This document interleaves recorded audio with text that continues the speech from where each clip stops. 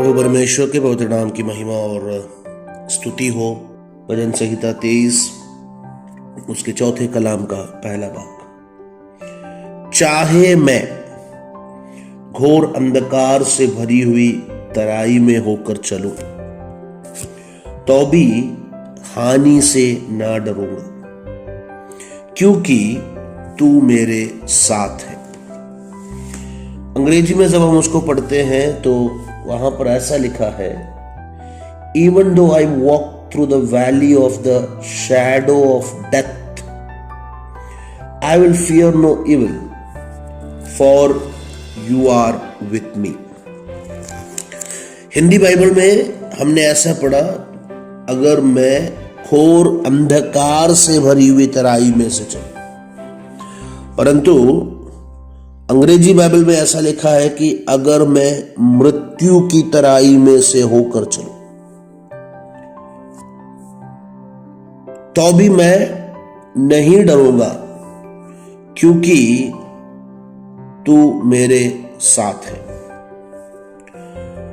अब यहां पर परमेश्वर के ऊपर इस भेड़ का एक बहुत बड़ा भरोसा, या इस चरवाहे के ऊपर इस भेड़ के भरोसे को या आश्रय को या सुरक्षा को हम यहां पर देख सकते हैं। वहां पर ऐसा शुरू करता है, चाहे मैं। अब इसका मतलब समझना बहुत जरूरी है।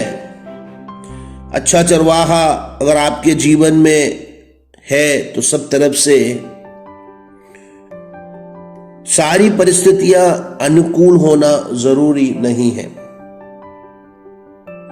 अच्छा चरवाहा होने के नाते कई बार हमारे जीवन में भी या इस भेड़ के जीवन में भी ऐसे कई सारी अवस्थाएं आ सकती है जहां उसे घोर अंधकार की तराई में से होकर जाना पड़े, या फिर मृत्यु की तराई में से होकर जाना पड़े। मसीह जीवन में आने के कारण सारी परेशानियां समाप्त हो जाएगी, या मसीह के पीछे जाने के कारण अब तुम्हारे जीवन में और कोई कष्ट नहीं रहेगा, ऐसा सिखाने वाले बहुत बड़ा समूह हमारे चारों ओर है। सिर्फ मालम माल करने वाली बातों में उलझाकर, लोगों को फुसलाकर एक ऐसे दुनिया की रचना वो करना चाहते हैं जहां पर लोग सिर्फ सुख और समृद्धि की ही आशा और कामना लगाते हैं। परंतु यहां पर इस वचन को जब हम पढ़ते हैं तो इससे एक बात बड़ा स्पष्ट है कि जीवन में अंधकार की तराइयां आ सकती है। इस भेड़ के जीवन में भले उसके पास एक अच्छा चरवाहा है, भले उसके पास एक चरवाहा है जो उसे हरी हरी चराइयों में बैठाता है, जो उसे सुखदाई झरनों के पास ले जाता है, जो उसके जी में जी लेता है, जी ले आता है और धार्मिकता के कारण उसकी अगुवाई करता है। परंतु ऐसे अवसर आ सकते हैं जहां उसे मृत्यु की तराई में से होकर जाना पड़े, या जहां उसे अंधकार की तराइयों में से होकर जाना पड़े, जहां उसे जीवन में क्लेश और मुश्किलों में से होकर जाना पड़े। मुझे सुनने वालों में से कुछ लोग आज सुबह या आज जिस समय भी आप मुझे सुन रहे हो, आप ऐसा सोच रहे होंगे कि इस अच्छे चरवाहे के पीछे हो लेने के बाद भी मेरे जीवन में समस्याओं का अंत क्यों नहीं हो रहा। मैं अपने जीवन में इतने बड़े निर्णयों को लेकर इस परमेश्वर के पीछे मैंने चलना शुरू किया, या इस अच्छे चरवाहे के अधीन में आ गया, परंतु आज भी मेरे जीवन में समस्याओं की कोई कमी नहीं है। आज भी मेरे जीवन में मैं कैसे आगे बढ़ूं, आगे देखो तो अंधकार की तराइयां मात्र मुझे दिखाई दे रही है। जीवन के भविष्य के बारे में सोचो, जीवन के आने वाले पलों के बारे में सोचो, आज की अवस्थाओं को सोचो तो मुझे सिर्फ अंधेरा ही अंधेरा दिखाई दे रहा है, या आगे मृत्यु के सिवाय और कुछ मुझे दिखाई नहीं देता। क्या ऐसी अवस्था में आप हैं? परंतु यहां पर यह भेड़ के लिए एक बहुत बड़ा आश्वासन है। भेड़ ये मानता है कि मुझे तराइयों में से होकर जाना पड़ेगा। भेड़ ये मानता है कि मुझे मेरे जीवन में मृत्यु से भरी अंधकार की घाटियों के अनुभव मेरे जीवन में हो सकते हैं। मेरे जीवन में ऐसे पल मेरे जीवन में आ सकते हैं जो कल तक मैंने सोचा था इसके विपरीत हो। कल तक जिस प्रकार से मैं चला था उसके विपरीत अवस्थाएं मेरे जीवन में आ सकती है, मेरे जीवन में आ रही है, मेरे जीवन में आ चुका है। परंतु इस मृत्यु की अंधकार की घाटी में से होकर जाते वक्त भी उसके अंदर एक बहुत बड़ा भरोसा है, उसके अंदर बहुत बड़ा दिलासा है, तो भी किसी हानि से ना डरूंगा। चाहे ये सारी मुसीबतें क्यों ना खड़ी हो जाए, चाहे मृत्यु की अवस्था में से होकर मुझे जाना क्यों ना पड़े, परंतु मैं किसी हानि से नहीं डरूंगा। यह कैसे हो सकता है? एक अंधेरी सुनसान मार्ग में से अगर कोई व्यक्ति जा रहा है और वहां पर कुछ अचानक से कुछ ऐसे आवाज उसको सुनाई दे जो उसको डरा देने वाली है, उसके बीच में भी किसी हानि से बिना डरे वो कैसे आगे जा सकता है? जीवन की परिस्थितियों को देखकर, जीवन की पीड़ाओं को देखकर, जीवन के कष्टों को देखकर, जीवन में सहने वाले मुसीबतों को देखकर यह कैसे हो सकता है कि वो वहां पर किसी हानि की चिंता ना करे? कैसे हो सकता है कि वो वहां पर निडर होकर रहे? क्या यह संभव है कि इन सारी परिस्थितियों के बीच में वो निडर होते हुए आगे बढ़ पाएगा? ये बहुत बड़ा सवाल है मेरे दोस्तों। आपके जीवन में भी आज अगर आप ऐसी अवस्था में हैं तो मैं भी आपसे पूछना चाहूंगा कि क्या आप ऐसी अवस्थाओं में निडर रह पाओगे? क्या ऐसी अवस्थाएं आपको डरा नहीं देती है?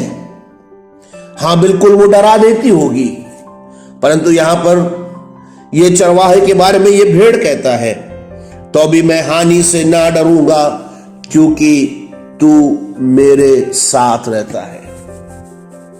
यही इस भेड़ की सबसे बड़ी दिलासा है, यही इस भेड़ की सबसे बड़ी हियाव है कि भले मैं अंधकार की घाटी में से होकर जा रहा हूं, भले मैं मृत्यु की तराई में से होकर जा रहा हूं, भले मैं थोड़े समय के लिए कष्ट सहते हुए आगे जा रहा हूं, भले मेरे जीवन में आज पीड़ाओं के पर पीड़ाएं मैं सहते हुए आगे जा रहा हूं, परंतु मैं अकेला नहीं हूं।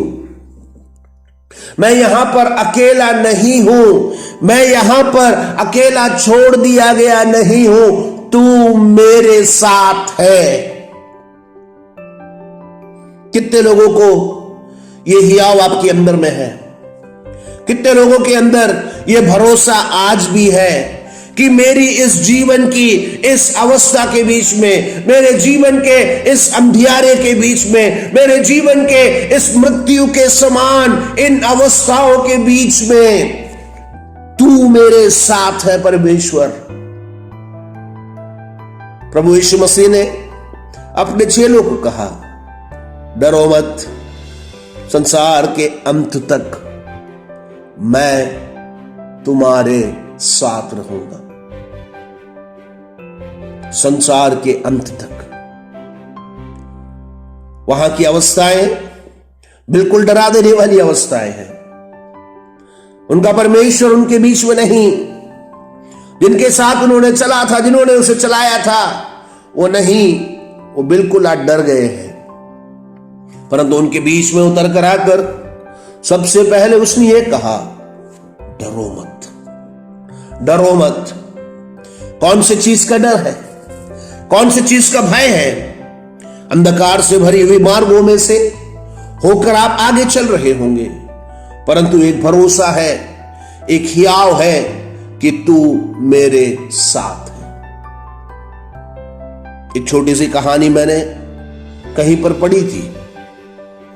एक 10 साल का बालक, वो रोज शाम को अपने घर की ओर अपने काम को पूरा करके जा रहा। उसका घर एक सुनसान मार्ग में से होकर आगे जाना है।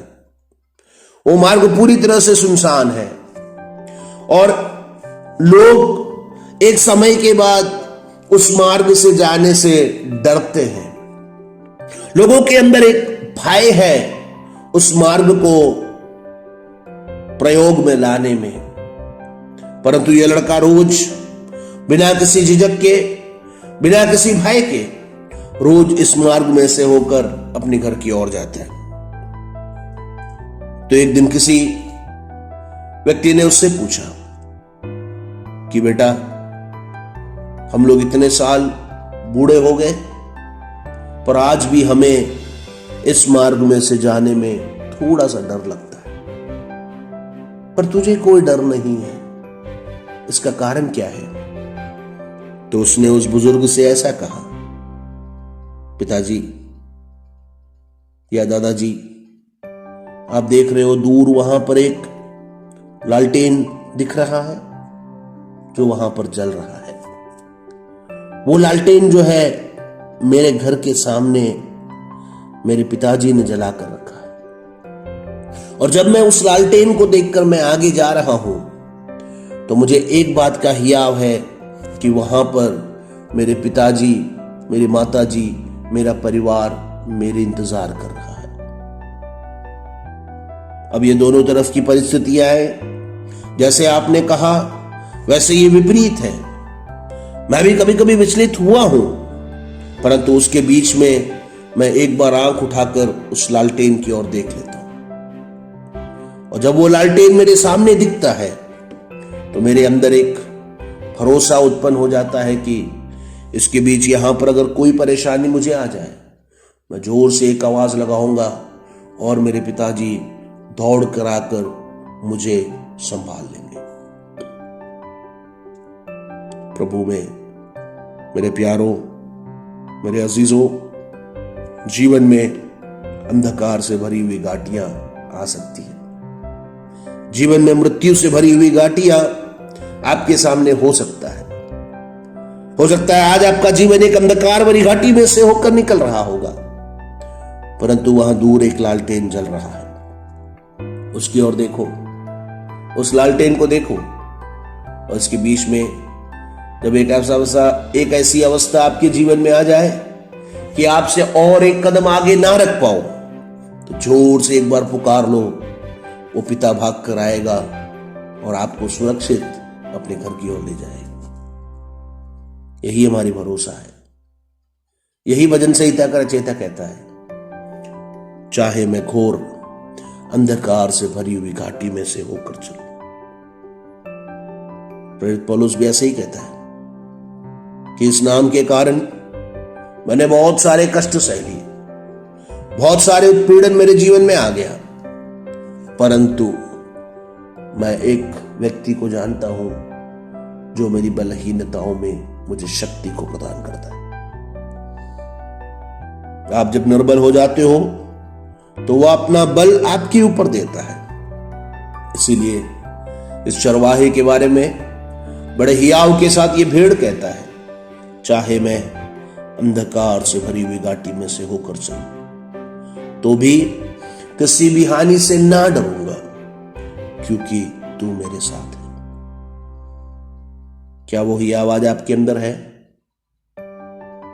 क्या वो भरोसा आपके अंदर है कि इस दुनिया को रचने वाला, दुनिया को चलाने वाला, सब कुछ जिसके नियंत्रण में है, वो मेरे साथ है। इसलिए इस दुनिया की किसी भी शक्ति से, किसी भी डराने वाली चीज से मैं नहीं डरूंगा, क्योंकि वो मेरे साथ है।